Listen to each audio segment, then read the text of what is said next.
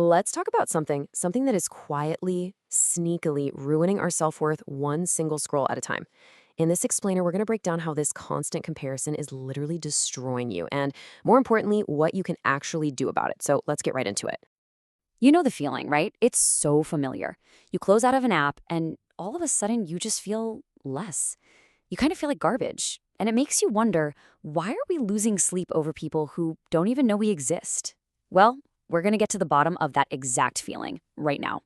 So it all starts with what I like to call the comparison trap. This is that moment where harmless scrolling suddenly turns into this destructive cycle for your self-esteem. And the worst part, a lot of the time you don't even realize it's happening. You're just killing time, right?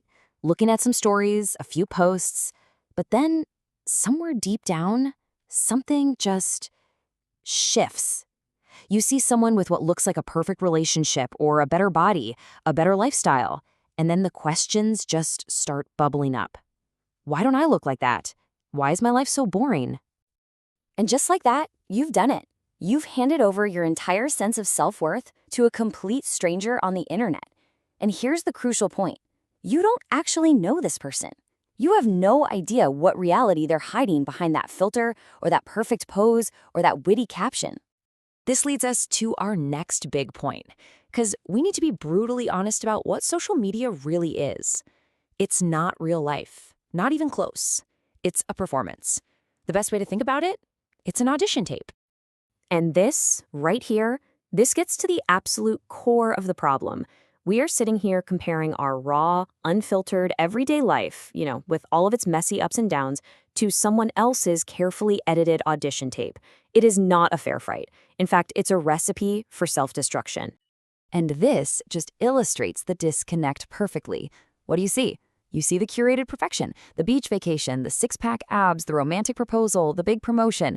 But what don't you see? The reality behind the scenes, the breakdown, the depression, the fights, the panic attacks. You're only ever seeing what they want you to see. This all really hit home for me one night. I was just lying there in bed, scrolling through reels, like you do, when this one particular profile just completely stopped me in my tracks. So it was this guy, about my age, a millionaire, traveling the world, looks super fit and healthy, smiling with his girlfriend against some beautiful backdrop. Naturally, I clicked on his profile, and I just went down this rabbit hole of his cars, his body, his entire lifestyle. 45 minutes. That is how long I stayed on his profile, without even realizing it. Just staring. And by the time I finally closed the app, I felt like I had completely and utterly wasted my own life. I was just ashamed of it. And that's when it hit me like a ton of bricks. This feeling? This wasn't inspiration. Inspiration makes you want to get up and do something great. This was the exact opposite.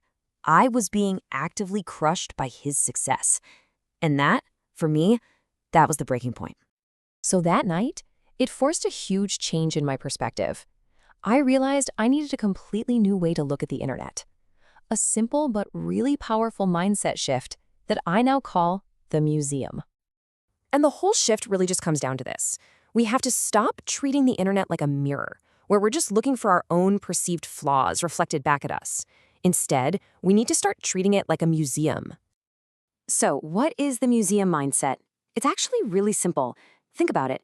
When you walk into a museum, you admire the art. You look at a painting, you think, wow, that's beautiful. You don't get angry that you're not Picasso. You appreciate it, and then you move on. And that's exactly how we need to treat online content. Admire it, appreciate it, and then get back to your own life. Because that beautiful photo or that successful business, that's not your life. It's not your path, and it is definitely not your timeline. You are not supposed to be them. You are supposed to be you. And every single second you spend comparing is another second you've wasted not building your own life. Okay, so you get the problem. You get the mindset shift. Now what? What do you actually do about it? Let's get really practical here. With a 3-step detox, you can start like today. All right, step 1, clean your feed. Unfollow or mute any account that makes you feel less than. Your brain is precious real estate. You gotta protect it. Step 2, create before you consume. Before you pick up your phone to scroll, write in a journal, do a workout, build something, anything. And third, you have to ask one very hard question. So when you feel that jealousy, that envy creeping in, I want you to ask yourself this: would I trade my entire life for theirs? And I mean everything, not just the good parts. You'd have to take their trauma, their family issues, their stress, their private mental health battles. You don't get to pick and choose. And honestly, when you think about it like that, most of the time, the answer is a hard no. And all of this brings us to our final and maybe our most important idea.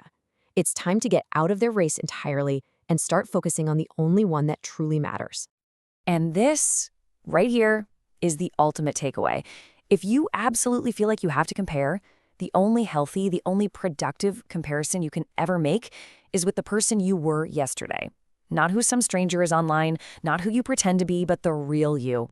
Ask yourself these questions instead.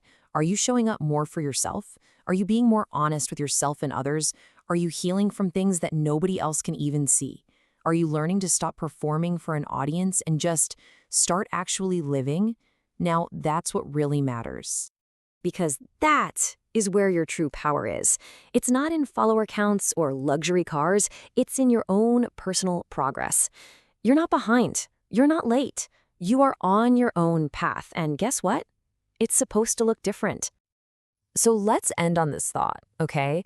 Your real life, the messy one, the slow one, the one that doesn't get a million likes or applause from a bunch of strangers, that is the only one worth fighting for, and it's time to get back to building it.